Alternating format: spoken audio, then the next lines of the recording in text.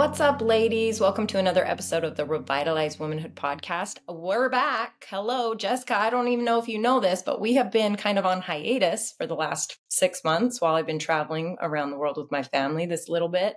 And I'm so excited to have you as my first guest. Ladies, this is Jessica Burgio, and I'm so excited to have her here with us. Thank you, miss. Yes, I know you and I chatted, I think it was a few months ago, where you were like, we're going to do this. I don't know when. We're traveling. The Wi-Fi when we travel sucks. So we'll figure this out. And here we are getting it done. You would think that in this modern day, like the Wi-Fi, especially like Europe, you guys, the UK, you would think that it would be great, right? How blessed are we that it makes me think that when I go over there and this happens, I'm like, this thing can't even run my podcast, like my laptop. I'm trying to, I had one lady that was supposed to record with me and I really hope she comes back, but we started recording. I was in Rome. I was actually in Rome and we started recording and I'm like, and she's like, yeah, this is going to be a no-go for me. I'll talk to you later. Peace out. I'm like, oh. Gotta love that. No, and even the platform that we use, Riverside, sometimes it's not for rookies because it'll glitch throughout your session. But the thing that's cool about Riverside is it doesn't record necessarily on Wi-Fi, so it always comes out seamless at the end. Plug for Riverside, right. But it's a challenge to use because you never know if you're cutting in or out. I have to like prep all my guests, like just hang in there, just keep talking. And then when they come back and you're like, I'm pretty sure you said this, so I'm just going to come back around to it. You just got to go with the flow, which actually leads me right into a question for you. But first, will you introduce yourself? Because you are a lady that wears a lot of hats. I do kind of, yeah. And I for the longest time, felt a lot of guilt and shame around that because it was deemed as somebody who, I don't know, had shiny object syndrome or ADHD, or my mom would tell me all the time, like, you just get bored. And I thought all of those things were wrong. They made me wrong or bad. But what I realized is I'm not the only multi-passionate woman out there. There are many of us who really are inspired to do a lot of different things because we know we can. We know we'll be good at them. And so why put yourself in a box? But I did put myself in a box for about 20 years, maybe 18. And I decided to go to beauty school at a very young age, 19. And back then it wasn't considered a real career. But I was hell-bent on proving to my mom that she was wrong, and it was. And so I did. And so the first 10 years of my career, I worked my ass off and I just, proved them all wrong and proved that I could create a real business out of something that at the time wasn't really looked at as one. Now, 22, 23 years later, the girls and the guys and everyone coming out of beauty school, they are walking out with a 6-figure business because they're using the power of social media to create personal brands and to create awareness that they even exist. But for me, about 5 years ago, I decided that trading time for money in the literal sense, having to rent a space, being physically locked down to a brick and mortar, having clients only in San Diego wasn't going to work for my lifestyle anymore, and that I wanted different. I'd always kind of toyed around with doing different things. I was a personal trainer for 10 years out of those 22 years, and I just kind of parlayed the same clients into that business, right? They saw me getting in shape and getting fit, and they were like, hey, what are you doing? So I just used those clients, moved them over to this gym, and it just was this awesome little ecosystem. And all the while I was developing my entrepreneurial skills and didn't really realize it. But my favorite part about both of those careers was the one-to-one intimate connection that you get with another woman. And, you physically touch people when you do hair, and you're very close to people when you're training them. And so I realized there was a certain energy about me that people were attracted to because I was a pretty good hairdresser, but I wouldn't say I was like the best. But I think it was the holistic, like, she has good energy. She's fun to be around. My hair does look pretty damn good when I leave. And I was accessible, right? I was reliable. I was accessible. I was professional. And so I did all the things and had all the qualities that now looking back made me a successful entrepreneur. But again, like I said at the time, I didn't really realize what set me apart back then. And so once I had my son, that's when I started to play around with the idea of not having to only be behind the chair to make an income. And I've played around with multi-level marketing, doing different things like that because I love the business models for those. They're already set up for you to win in a sense, right? You just kind of plug and play. And they teach you that if you don't put the work in, just like being a hairdresser, you don't get any results. And so when I decided to see what else was out there for me, I invested in a business mastermind that was supposed to help early stage entrepreneurs with an online business. Well, at the time I didn't have one. So I jumped in with 2 feet, had no idea what the ROI was going to be on that investment, which was at the time the largest I had made in myself without really knowing what I was going to get. And that changed my life. I got to work with Chris and Lori Harder, who Lori had been a longtime fitness friend of mine from the industry, but Chris was kind of new to the game of hosting these masterminds. And so after 6 months, that's when I started to expand, opened a salon, started networking brunches for hairdressers. And then 6 months later, the pandemic came. So I was gifted with the vision that I wasn't meant to stay in the industry anymore, and that the podcast now was now or never, right? I had the time, I had a little bit of extra pocket change. I had no clear direction, but I knew that I wanted to share my voice, and I wanted to create a platform where people were going to know me for something other than being a hairdresser. So that's kind of the backstory as how we got here. And 5 years later, I have a podcast agency that I run. I've had this podcast that I have Unscripted that's been going for almost 3 years now. And I get to work one-to-one with other early stage entrepreneurs, helping them build their business. So it total 180, and I couldn't love it anymore. Total 180, but that's what I mean. That this is so. Before that, I said I wanted to get right back to that, and I just from the little bit I have picked up about you along the way and followed on this journey with you for the amount of time I have. You are like the queen of pivot. Okay, you know what I mean? Like I hear you talking, and because I'm a very random person, I'm not really pick this and then go in sequence. I'm like random, that looks good, random, that sounds good, random, whatever. So for you, I'm like picking you up at the different stages of your life. And I'm like, whoa, what's she doing now? Whoa, what's she doing now? Oh, what's she doing now? And so you really are the queen of pivot. And I want to know, how do you, because I want to talk about in this episode, I want to talk about with 2024 on the horizon, we're all getting ready to do some goals, make some goals, get ready for this whole new year, look back and reflect on what did or didn't work for us last year. How do you make peace with the ebbs and flows of these pivots? Well, I don't know if it's about making peace with the pivots. I think it's being brave enough to try new things without an expectation of how they might turn out. Obviously, if we see somebody else doing something and that's attractive to us, right? Let's just use salon ownership, for example. I knew the hard work it took to open a salon and run one because I worked for a woman who had a very big salon. There was 25 chairs. We had a spa. Like I could see firsthand what it took to run that business. But because that seemed to be the next step in my path, I was like, oh, well, that's what I should do. How many people have done things because that's what they should do? So many. Right. So many of us make decisions because of outside influence that says you should climb the corporate ladder or you should take that next promotion because it's the right thing to do or it's the thing you're supposed to do. But for me, I've always trusted my intuition and my gut. And when things have kind of been presented, I've learned, is this a distraction or is this an opportunity?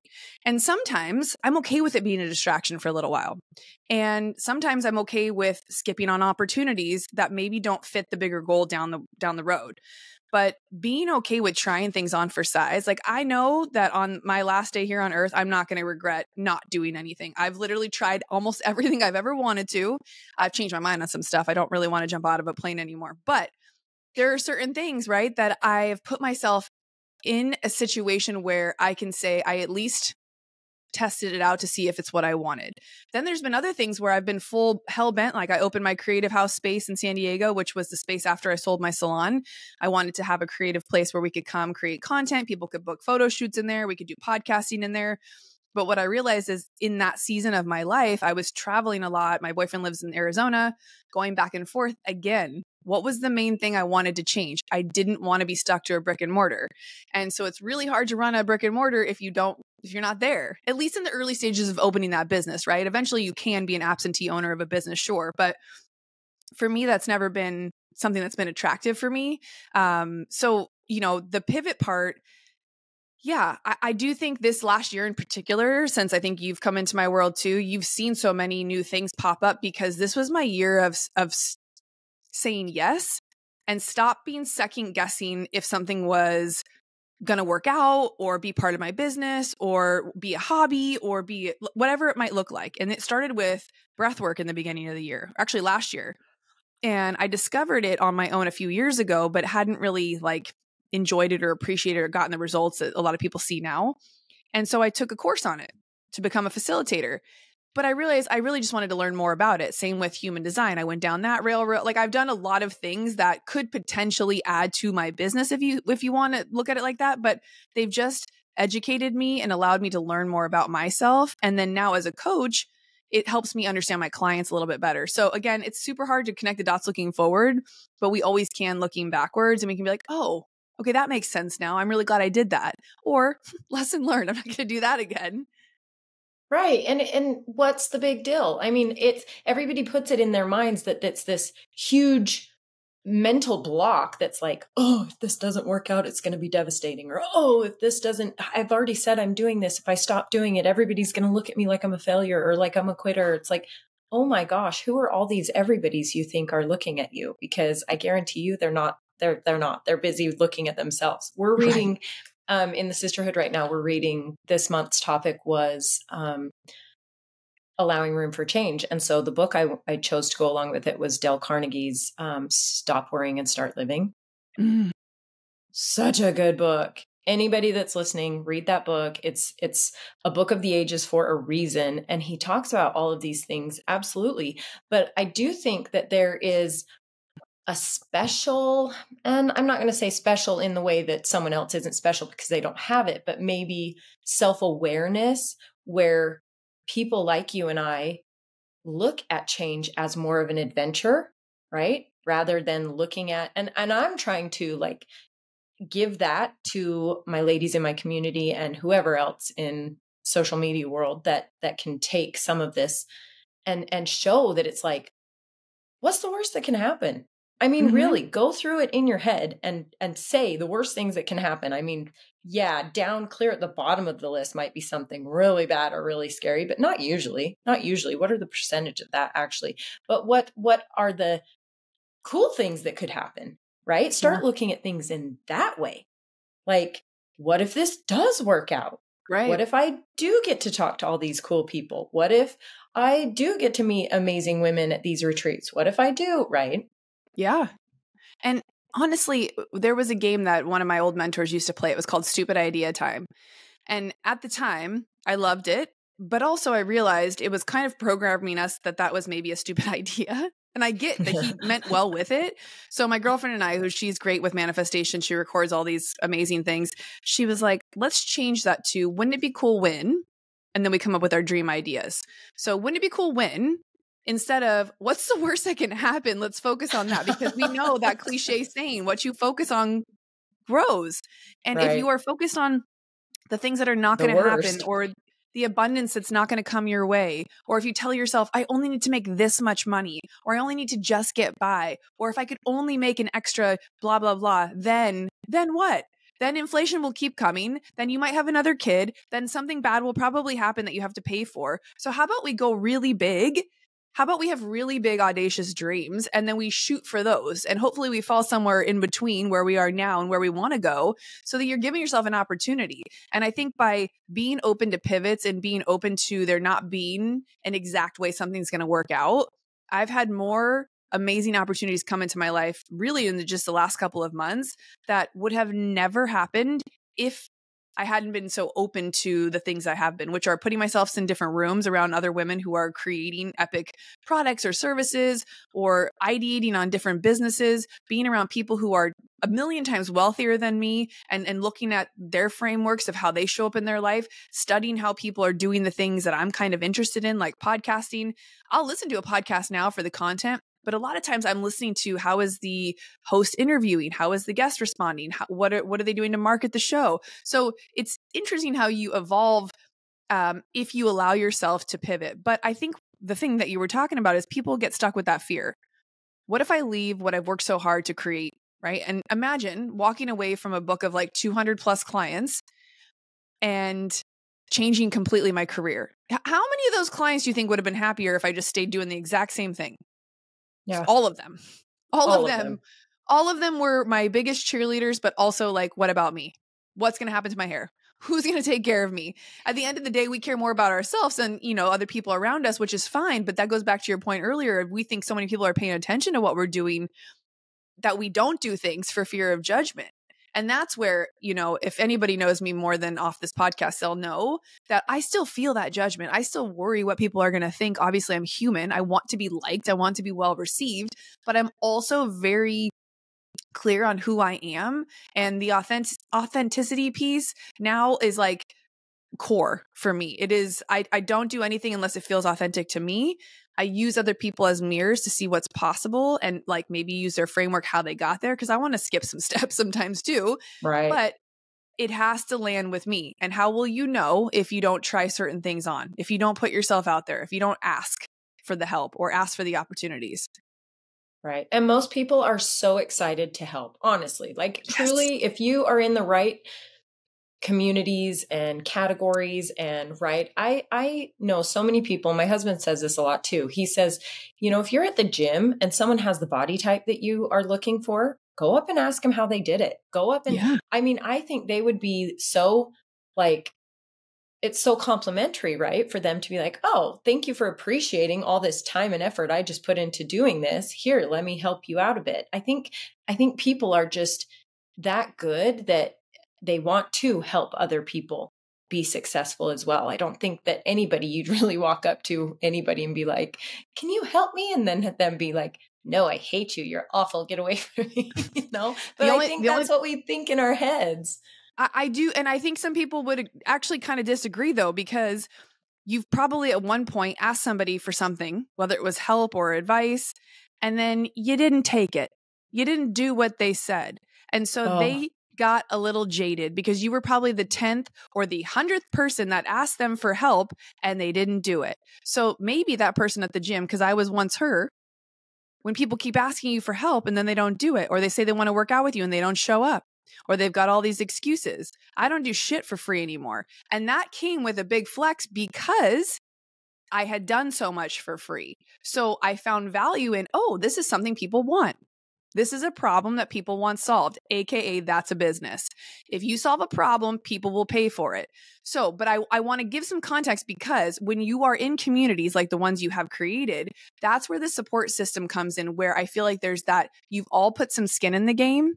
So therefore that community is there for that reason. Now, I will say, if you do ask somebody for advice or mentorship or help and they tell you no, second question, always have a follow-up question. Who do you know that could help me? Right. If you ask to be on somebody's podcast and they say, no, I'm not taking guests right now. Oh, no problem. When should I circle back? When will you be taking guests? What would it take for me to get on your show? If they don't respond to you at all, put in your calendar, follow up in a few weeks. I think the biggest problem people have is they have the highest expectations on what other people should be doing for them. Now, I believe people are good people at the end of the day, but we're all busy and we're all overwhelmed with all the things that's going on. The world has never been louder. So this has been happening to me actually recently. And it's interesting that this conversation just took a little turn. And I think because you speak to so many women, I feel like I might be able to empower people to feel okay with getting a no or getting ignored, because 99.9% of the time, it's not personal, right? Almost 100%. It's not personal. I've had people come to me and be like, you ignored me when I asked to be on your podcast. And I'm like, I did? I'm sorry. And like, what, now that's my problem now? Like, you can see where I'm going with this. So yeah, when you get to a point in your career and in your life and what you do is what people want to just pick your brain about, that you should start a podcast. So you can invite them on, give them a platform to share, and then you can ask them some questions. But there's this fine line between asking for free advice and free help and free whatever, and offering to pay somebody for value. And there is so much free value on social media, online, on YouTube. Now we can usually figure out everything that we need without asking anybody in particular for help, right? That body in the gym, you can go look up workouts for free online. And so I think that's the point of the follow-up is, do you have something that you could refer me to? No, I can't afford your services right now, but where should I start? Oh, you have a podcast? Cool. I'm going to go listen to every episode you have about this. And then when I work up some flow, maybe I can hire you or something like that. So I think that's now what you see a result of me doing. That's what I did to get where I'm at, was I ingested all the free stuff. I went to as many free classes and courses. I got in communities like yours. I paid to play. I showed up. I showed up. When I was there, I played full out. I didn't just hide and wait for someone to call on me. I didn't not have a voice in the group. I participated. And it's the people who participate, who ask the questions, who follow up, who genuinely care and want to connect, that have the success that we see people having right now. So you can feel the energy behind my voice, because I feel like at this point, this is such a great conversation I love that I'm getting to have with you. Those are the keys to, if you do want to pivot, if you do want to move into a different direction, go for it. And if the first person says no, go to the next person. Who should I see next? So, I hope that's helpful for anybody listening, because I think that fear of rejection holds people back from so many of their little dreams, and even their really big dreams, obviously. Well, and even we tell our kids, and everybody's so into this, it's like, stop telling them they have to be happy all the time, right? Life isn't happy all the time. Let your kids be sad. Let your kids be bored. Let your kids, they hear no all the time. Like, I mean, they should. I mean, like, no, leave me alone. No, right? Like, the world is not going to hand them a bunch of yeses. And I think that's where the world started going, was this next generation thinks that they're graduating from high school and all of a sudden they should be CEOs of, like, Forbes businesses. And it's like, what? You entitled little brat? No. Did your mom never tell you no? Like, no, go work for it. Go dig a hole to plant a tree and then come talk to me later. Like, that kind of stuff. So I think what you're talking about is, the same concept is, don't be afraid to hear no. If you hear no, it's not going to, like, shut you down. And if you do hear no, don't let it shut you down. Like, if that's shutting you down, maybe take a few steps back before you're even to the question of what that you're asking, and look inward and be like, wait a minute, why did that shut me down? Why did that affect me so much? That goes into, like, defensiveness. That goes into people that are going to be offended. They're just going to be offended. It's like, because you've now done something that held a mirror up to their face. It's like you said earlier, you were trying to make money, and now you're figuring out these different ways to make money, like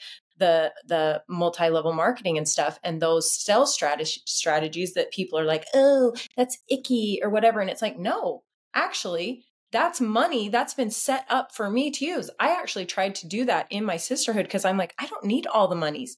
Like, I will set this up so that if you talk about this, I will pay you some of the monies. Like, I do not need all the monies. I'm blessed to not need all the monies. And they were like, ew, that's icky. I don't want to feel like I'm pushing and salesy. And I'm like, what? If it's affecting your life and making you a better person, wouldn't you be talking about it anyway? If I am a mother who has figured out that this vacuum that I've just purchased can change my baby's diaper, do the dishes for me, feed the dog, like, this vacuum, this machine does all of these things. Wouldn't you be I'm telling everybody, I'm going to be this vacuum's biggest spokesperson. They don't need to pay me. I'm going to make everybody's life better. Wouldn't you just be doing that? Right? Whoa, I went on a rant. Now I got to come back.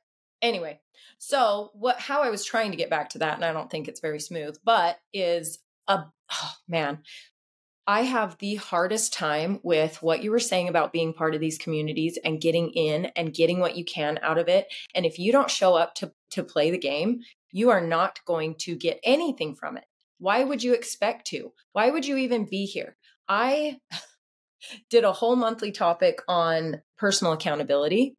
Mm-hmm. And it's like, why would anybody, and so many people do, why would anybody expect to have results or change or anything by sitting on the couch doing nothing? Yeah, I don't know. I mean, you certainly don't get in shape that way. Yeah, you don't do anything that way. Maybe you, like, watch every movie on the planet. I don't know. But if you want to be better at something, anything, learn a new language, and I speak a lot to stay-at-home moms or working moms. That's kind of my niche, because that's who I am. Mm-hmm. And it's like, okay, I'm not saying that maybe you don't have the ability or desire to go out and start a business. Fine. But why do you have a desire to maybe sound intelligent when you speak to other adults at like a party or like a setting that, you've been at home talking to kids all day, and so you're uncomfortable talking to adults now? Well, guess what? I know how to fix that. Read self-help books, read self-improvement books, read, Dale Carnegie, read Stephen Covey, read anything, just read a book. And then the next time you get in a room with people to have a conversation, you're going to sound educated. You're going to sound, like you know what you're talking about on these topics, or go learn breath work, or, go to a cooking course, go to a culinary class, whatever, continue your education, but do something. Don't just expect everyone else to do it for you. So yes, I do have a very hard time when people come into communities like that and they just kind of sit back. Like I had one lady that was like, I came here and nobody tried to be my friend. So I left. And I'm like, did you try to be anybody's friend? What did you do? Yeah. Unfortunately, that's generally the question that I get asked is, if someone's curious about working with me, there's two types of people. There's one who's just drawn to your energy and they'll take whatever they can get. They're willing to pay anything.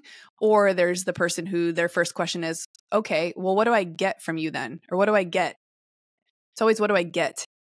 I'm like, what do you want? If you focus on what you want, that's probably what you'll get. But if you're sitting there waiting to receive God knows what, because you don't even know what you want yet, likely is you're not going to get it. And so, I only bring clients on who know what they want, and then I help them get it. It's really simple. And it's same with if you create a community or a group that's fostering conversation around a particular topic, right? If you're staying at home, if you're a mother, like I have a 12-year-old, I'm a mom, I'm now work from home. With the essence that it feels like I'm a stay at home sometimes, right? Like I have the freedom to stay at home if I want. And, over the years when I would joke about retiring from doing hair, everyone was like, oh, you'd be so bored if you didn't have to work. And I said, oh no, I'd come up with 10,000 hobbies that cost me a fortune. I'd actually need to make one of them monetizable so I could pay for them all, because there's so much I would want to do.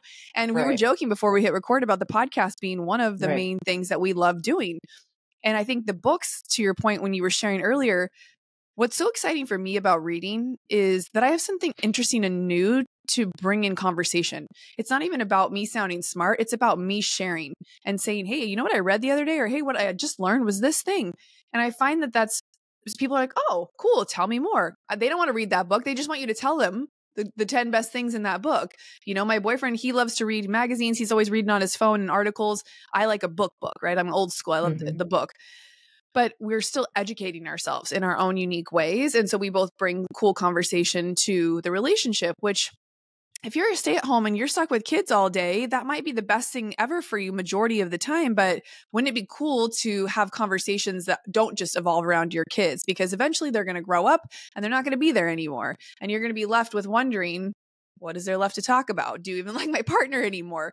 Creating and cultivating things that get you excited and get you out of bed, whether it's like a physical hobby, yoga, maybe you go and take a yoga training, even though you're never going to teach it, but it's just to really develop a skill set that makes you feel proud and brings conversation to a community, right? So I love that you shared that about reading books and feeling like you're educated, because nothing gives me more joy than when someone's talking about something random and I have something to add to the conversation. I think it's that little know-it-all in me, or that little bit of a smart ass when I was a kid, that I'm like, oh, I do know something. I can contribute to that conversation, because there's like this stored information in my mind that unless that conversation was going, I wouldn't have known to add that. But that's how podcasting kind of works. Like sometimes I get asked questions and I'm like, oh, I do have an answer for that. I've read a book, or I saw somebody do something. It's usually not my own thoughts. I'm just repeating something that I learned.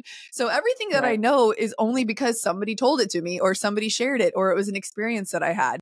Majority of the stuff is we just want to know better so that we can do better. Right? Right.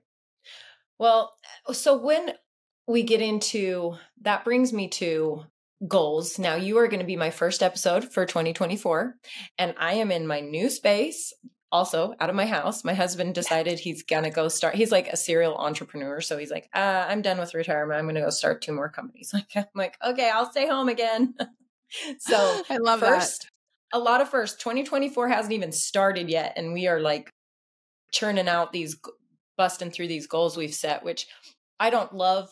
Wait till 2024, but it just happens to be that time. So it just happens to be that. But so taking that from our conversation about personal accountability, where do you get your,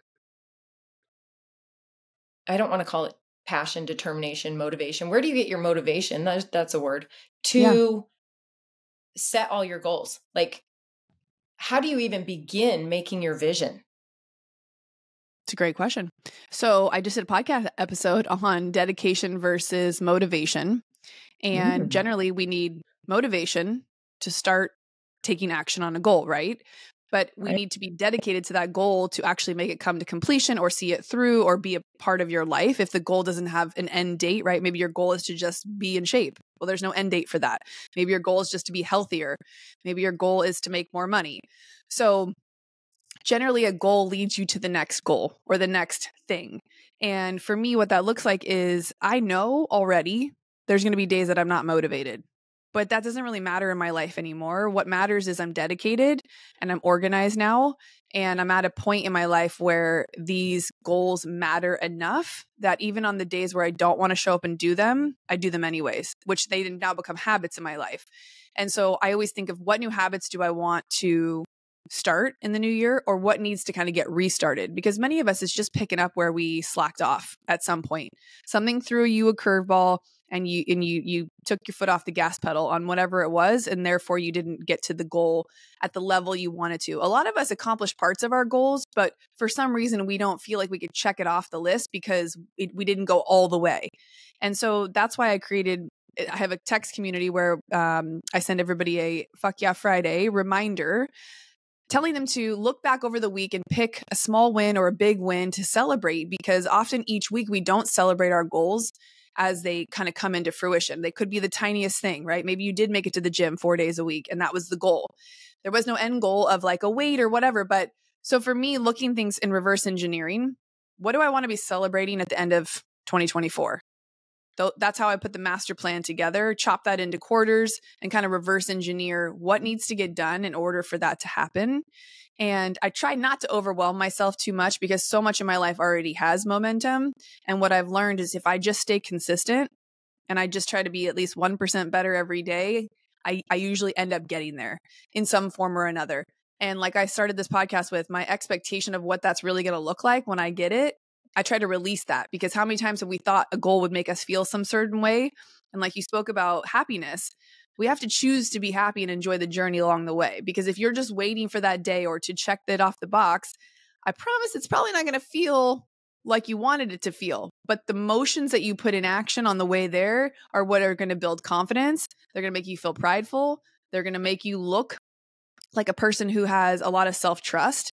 And that's the best way to build self-trust, really solidify feeling a true sense of self-love for yourself, is when you're showing up doing the things that you promised yourself you would. So I walk my clients through that when they ask, how do you end the year, and kind of hit the reset button. We kind of look back at what worked for the year, what didn't work, what felt like a distraction, what felt like, an opportunity. Were you not prepared for that opportunity? Do you wish you would have been? And how can we set you up to win for the next year? So it's pretty simple. Anybody can do it and just sit down and kind of look back over what went right, what went wrong, and what got in your way.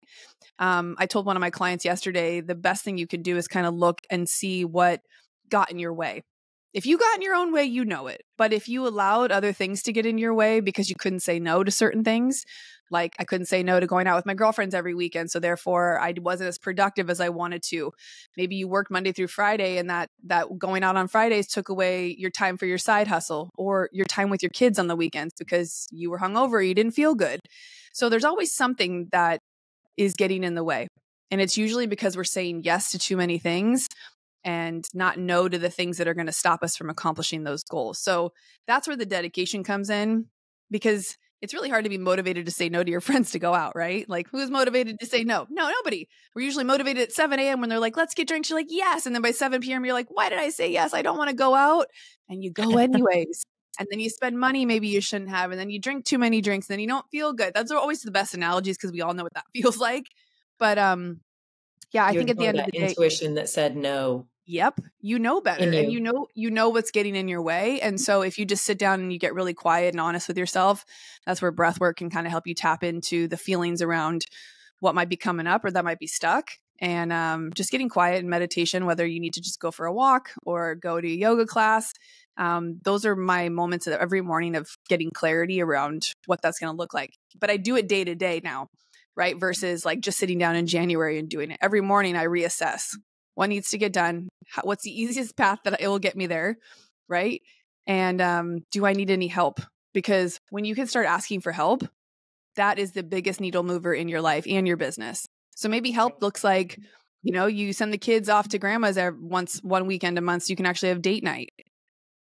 Maybe it looks like you get a gym buddy and you drop the kids off at the daycare at the gym so you actually have somebody to go work out with, or you trade off with another family so you guys can, take some time away. But there's always a way to get there.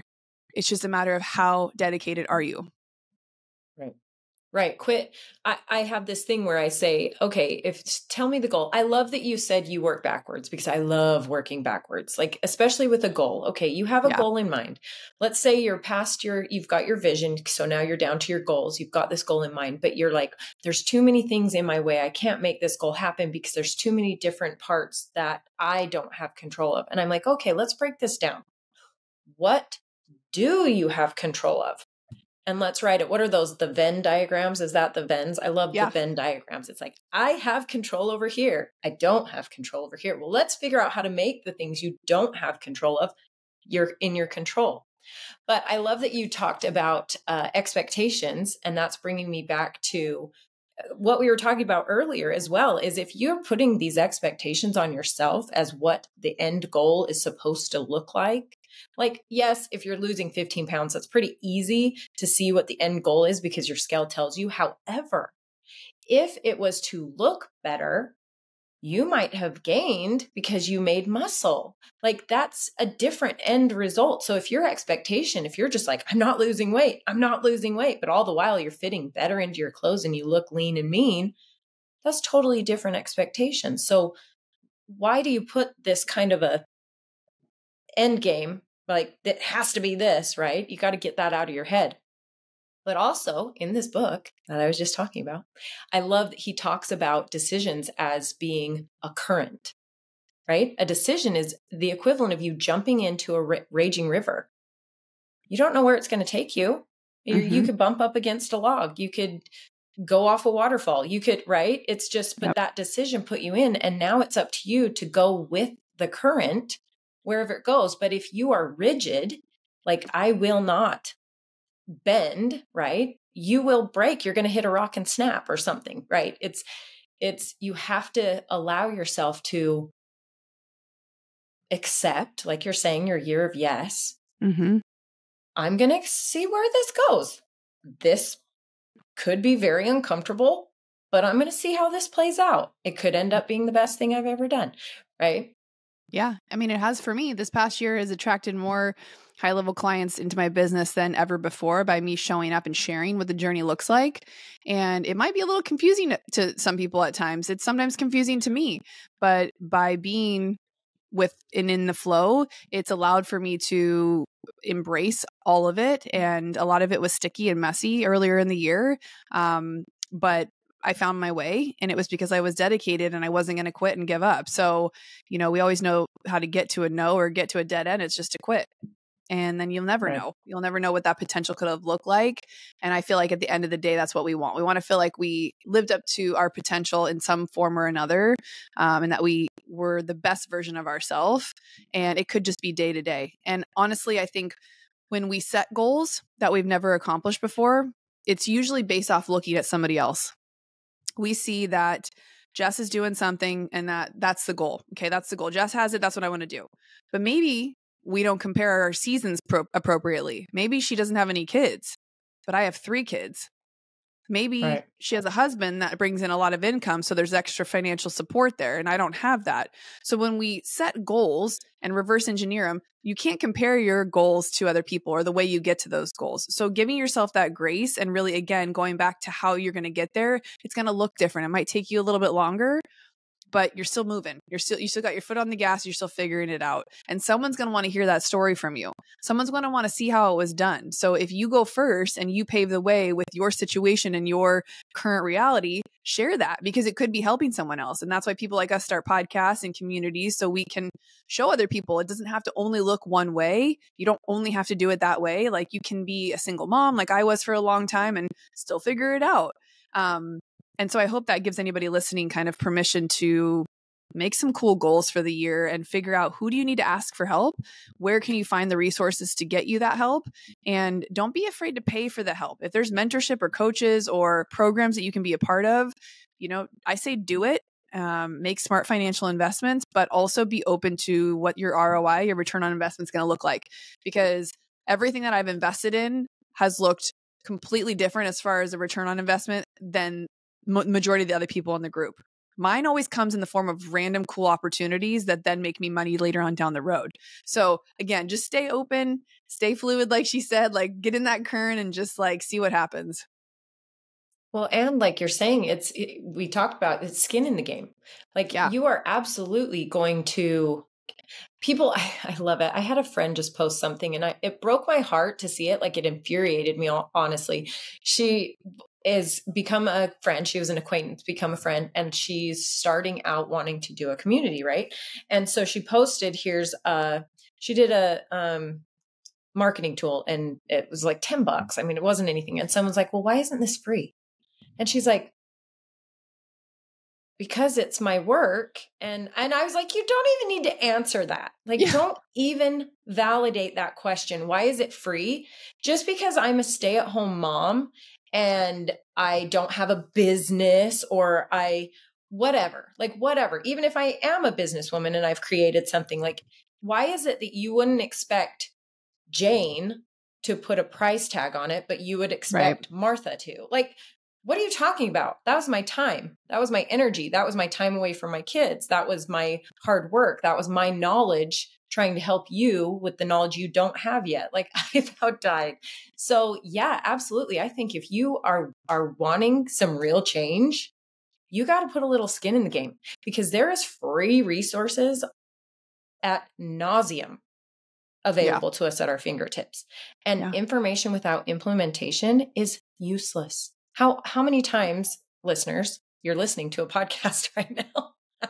How many of you are going to, that was a good podcast. I'm going to set some goals. I'm going to be fluid and go with the current, and then turn off the podcast, go back to your life. And you're like, oh, wait, 2 weeks later, I don't need to set goals. I'm good. I'm doing it. It's like, no, get off that podcast, start writing some shiz down. Like, I want to eat healthier. I want to not scream at my kids. I want to have more sex with my husband. Whatever. Write it down. And then there you go. Step 1 into making it happen. Yeah. Love that. Little rant. Love it. All right. So I have a question for you. We've all faced setbacks and moments of defeat, right? Along all of our where we are ins and outs of life. How did you find the strength and resilience? Because talking about being a single mom, I'm sure there were some times when you were like, I give up, I quit, just let me lay on the floor and nobody disturb me ever again. Right? So what was it that had you kicking your own butt, saying, let's get to it? Oh, that just reminded me of another question. So answer that one first. Well, I have a mom who's a pretty hard ass. And so her favorite line to say was, if it's up to me, if it's meant to be, it's up to me. And that has served me a ton in my professional life, not so much in other arenas, because it really shuts people out if you're trying to do everything yourself. But I will say, the second I became a mom, the decision was already made. And so while there were cry on the floor moments, while there was I want to quit moments, really it just looked like taking a day off, or going to the spa, or going to have some drinks if that's what I needed, or asking my mom to watch him for a week so I could go on a vacation. It always came with just knowing I was at the point of needing a break, and all I needed to do was just hit the reset button. And that's where tools like breathwork came into play, meditation, yoga, really focusing on taking time away from my phone so that I'm not distracted and I'm not stuck in comparison, because those are the only things that will take you out of focus. When you are looking at what other people are doing, we are always going to have tough days, unexplainable tough days. And as women, we have them a couple times a month, right? You're in your cycle every single month if you're at that prime age. And without fail, sometimes I'll be like, what is wrong with me today? I can't think straight. I'm moody. I'm cranky. I look at my calendar and I'm like, oh, it's that week. I should have taken these couple days off. I shouldn't be talking to anybody today. But, you can't take off mom days always. You can't take off being a wife some days. You can't take off running your business some days. But can you figure out during those specific seasons that you might need extra help to ask for the help, to pay for the help, to kind of ease back on those days? So when you take ownership of your life and how you're showing up, those moments come a lot less. Right? Like I still have days where I'm just like lost and confused and I'm thinking, what the fuck is this all for? And then I come back to those goals. I come back to my why, which is to create that financial freedom, create the ability to work from anywhere that I want, and to know that I'm in control of how my day is going to look. Right? Like I feel retired now, even though I've never worked more in my life. I used to put 10-hour days in at the salon, but now I put fucking 15-hour days on being an entrepreneur. I never shut off and I love it. I love how my brain's always thinking. I wake up thinking things. I'm at the gym thinking thoughts. Like it's great because it's what I want to be doing. And, there were so many times in the bigger pivot of leaving the salon and moving into the coaching space that of course I thought, what are you doing? Go back to what was working. You were making 6 figures with ease, like so much ease, multi 6 figures and working 3-4 days a week at minimum. When I owned the salon, like life was pretty easy and great. But also I knew I wasn't living to my fullest potential. And I knew my end goal, which was to not be stuck to a specific space, wasn't going to happen if I stayed doing what I was doing. And I knew that I'd pretty much reached the cap of, my financial abilities at that point. That was enough to get me off the floor on the days. I'm like, well, how bad do you want it? No one's going to want it for you more than you want it for yourself. Nobody cares that I get up at 4:30 in the morning and goes to the gym, so I feel good. Nobody cares that I eat healthy. Nobody. It only helps me, but then anyone who's around me benefits from the positive attitude that I have or that I, got my shit together, right? It does have a ripple effect. But at the end of the day, you have to find the support to get you there, whether it's like a personal trainer. We've talked a lot of analogies about the gym or friends that support you. And through that pivot season, I lost a lot of my day-to-day people. I lost a lot of my day ones, and I had to create a lot of space to figure out who do I need in this new season of my life to support me for where I want to go. And a majority of those people started off being people I had to pay. And then I got into communities where I met other people who were trying to find the same sort of people to lock arms with. And they became my friends. But I paid $5,000 to be in that room, or I paid $10,000 to be in that group, or I paid $500 to go to that event. How do you think you show up when you pay that much money? You think you sit in the back and don't raise your hand? Absolutely not. I hope not. You put your best outfit on, you do what you can to show up and show out. And then you look for those friends. You look for people you want to connect with. And doing that over the last couple of years has got me where I'm at now. And it's what I see happening for so many other people that are having the same sort of success with either a pivot from corporate. I have a client right now. She just walked away from being a partner in a law firm to start her own business. And, like she says, if nothing had changed, she would have been fine. She would have been unhappy and bored most of the time, but financially they would have been in a better situation than they are right now. And so what is the motivation behind what you're doing? I think that's something you just got to be able to tap back into at any given time. Yeah. And identify, like, first of all, know what you want. It goes back to being able to say, what do you want? I so many of these women, they come into my community and I say that and they don't even know. Yeah. I didn't used to know either. I had a friend she was a coach, and we would go to lunch and there'd be something to chat about. I'd be complaining about something and she'd say, well, what do you really want? And I would get so mad. Well, you say like it's so easy, right? She's like, but it is easy. Doesn't mean you can have it right this second, but what do you want and how can you work your way to get there? And so when we look at all of the things in our life as obstacles and the reasons why we can't have what we want, they stay there. They stay in your way, and they stay the reason why you won't ever have what you really think you want. But if you can break things down into smaller, well, I just want a little bit more freedom. I just want a little bit more income. Okay. How can you make just a little bit more money? How can you have just a little bit more freedom? That's why what are the key things that you do want? And then if you're willing to do anything for them, it won't matter what avenue you go down. If it's just you want to make more money, then maybe you pick up a restaurant shift. Being at a restaurant maybe is not your passion, but making $500 extra a week might be, right? Having freedom to travel wherever I want. I made significantly less for a long time until I make significantly more now. And so I was willing to take a pay cut and work 10 times more in order to get now where I'm at. If I had just stayed where I was, again, who knows? So again, going back to those reasons and then letting nothing get in your way. Okay.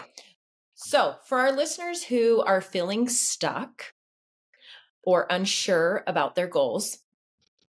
We've just talked all of the things, goals and personal accountability and getting to it, right? What actionable steps would you say to start, to gain clarity, to begin your journey, right? We can all just say just start, but there's an even before just start. Yeah. There's a like revving yourself up to start. Totally. I think doing the reset of what did not work in your favor this last year, you cannot do things differently if you're going to continue to do them the same. Yeah. So if you come in and you ask me for a new style for your hair, but you tell me I can't cut more than a half an inch off, how much different do you think I'm going to give you of a haircut? Not very different. I can show you how to style it differently. So the same thing's true with our goals. You have to look at what is not serving you anymore and what is not working and what you don't want, and be willing to either let that stuff go or stop doing it in order to create space for new stuff. Because if your hands, and all of our hands are so full with all of our to-dos and our responsibilities, that when the right opportunities come or you see something that you do want, you're holding on to all of this stuff still. Like you can't let it go. And so you can't put anything down because you'll drop it, right? So, but you can't reach out and get that next thing because your hands are full. It's like a good analogy if you're walking right now, if you're listening to this podcast and doing something, like if you are so busy that you don't create the space for your goals, they won't happen. And so maybe looking at what you can remove or stop doing or say no to so that you can even open up the world of possibility. If you're at that point where you don't have goals and you're not sure where to start, get rid of some things first. Right? If the drawers are full of clothes, you can't put new ones in there. So just like whatever analogy you need to mentally think about creating the space that you need to either think, to be creative, to figure out what's going to move the needle in your business. If you don't have a business, if you want to create something that's going to bring in money or a hobby that's going to bring you some sort of like, purpose in your life. I think a lot of us need purpose to feel like we want to get up every day. Purpose motivates us, and your purpose can move at all times. Like people are like, what is my purpose in life? I'm like, well, can you get purposeful about different things? You were purposeful before you had children, and then you had kids, and now they're your purpose a lot of times. So when they're gone, what will be your purpose then? So look at things in seasons of what is most important to me right now and what would support me. And then those are usually your goals. Right? So actionable steps for that support would look like, all right, we got to order meal prep service because like I don't cook very healthy. I don't like to grocery shop. So we're probably just going to drive through every day if I don't have that food at home already. So something as simple as that. Or I'm really not going to be able to go to the gym because I have the kids. So that means I have to buy a treadmill for my house, or I got to walk around the block 16 times to get a workout in. Or maybe I just sit on the floor and do push-ups and sit-ups and watch free YouTube videos. How resourceful can you get to that goal? So I think that's the first kind of place I'd start, is breaking things down into really bite-sized pieces so they don't feel overwhelming. Right. And they've got to be attainable. They have to be. That takes us right back to our first book we all ever read in college, Stephen Covey, like highly effective people. It has to be attainable. Goal has to be, or else it's not going to happen. And then you're going to kick yourself and feel the worst for like, I'm a failure because you didn't do it. Well, guess what? If you don't usually wake up until 9 a.m. and you're like, I'm going to wake up at 6 a.m. from now on, it's like, it's not going to happen. That's not an attainable goal. Maybe set your clock for like 8, maybe just try 8 for a little while, then move it up, go to bed a little earlier. But yeah, it's gotta be, I love just little bites, 1%. It's like you said, the 1%, right? And then, but I really, really want everyone to listen to what you're saying about letting things go, because I think there's so much shame, blame, guilt when you say things like, let people go. If a relationship's not serving you, let it go. I'm not saying call up some girl and be a bee to her and be like, I hate you, we're never going to be friends again. No, I'm saying, listen, if I have 3 kids and one of my friends does not have any kids and they like to go to the bars every weekend, whatever, and by the weekend, I'm like, please leave me alone and let me just lay in my bed and watch Netflix or something, right? You're obviously not in the same season. You still love each other. You're still great friends. Does not mean you have to be attached at the hip. Right. Yep. Or if you're going to the gym every morning, but you've got other people who don't, it's just like my father-in-law. I say this all the time, but he always had a thing above his desk that says, you can't soar with eagles if you're running with turkeys. So that's obviously to be said if you want to be around intelligent people, successful people, right? You want to be around those people. But that goes with seasons too, right? If you're in a season of your life that demands certain things, you can't have people in there that don't fit in that season. My sister used to tell me all the time, oh, you won't have friends anymore. When your kids grow up and get to be this age, your friends become your kids' parents.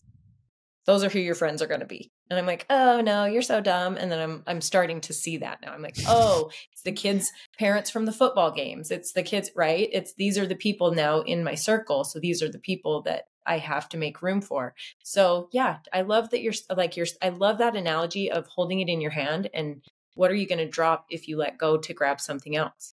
Right? Yeah. Too good. Too good, lady. Hey, where can these wonderful listeners come to find you? I mean, there's a lot of places. Instagram's a good place to come hang out with me. I'm always on Instagram, and the podcast Unscripted. You can find 2 episodes a week there. I have guests on Tuesdays, and then I do a solo FYF episode every Friday, which is Fuck Yeah Friday. And there is a text community you can be a part of if you want to just get those reminders each and every week. And then, we also have a podcast agency where we help anybody with their podcast, whether it's to start, launch, or grow and even monetize their show. We love really helping people find their voice through podcasting, which then usually creates some sort of personal brand and movement. And whether it's your business or you just at one point want to have some sort of awareness that you exist, I find that having a podcast has been a super fun hobby. It's a great way to connect with other people. It's a super fun way to network, and it could potentially be a business if you want it to be. Absolutely. Well, I really appreciate your time being here with me, and I've loved getting to know you better. I feel like we are just like, might as well be besties because, Might as well. It's in the cards. Thank you for having me. All right, sis. We'll see you later. See you guys.